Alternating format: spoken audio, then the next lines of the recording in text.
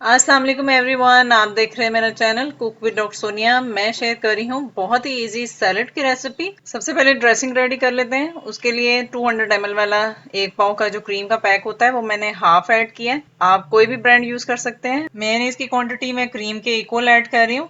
और जो लोग डाइट पे हैं वो क्रीम और मेयोनीज कम करके योगर्ट ऐड कर लें। 2 से 3 टेबलस्पून दूध ऐड कर लें, घर का या टेट्रा पैक। और 1 टेबलस्पून मैं इसमें चीनी ऐड कर रही हूँ। क्वार्टर टी स्पून काले मिर्च, क्वार्टर टी स्पून सफेद मिर्च और क्वार्टर टी स्पून ही मैंने नमक ऐड किया है। और शामिल कर लें ये सब। और 1 टेबलस्पून मैं इसमें शहद हनी ऐड कर रही हूँ। और क्यों ऐड कर रही हूँ ये मैं आपको बाद में बताती हूँ। जो डाइट पे हैं वो शुगर या हनी में से एक चीज ऐड कर लें। मिक्स कर लिया मैंने अच्छी तरह से मिक्सचर को। और अब इसमें हम ऐड करेंगे बनाना। ये तकरीबन 1 कप है। सेब मैंने छिलकों के साथ लिए हैं, ये भी तकरीबन 1 कप है क्वांटिटी में।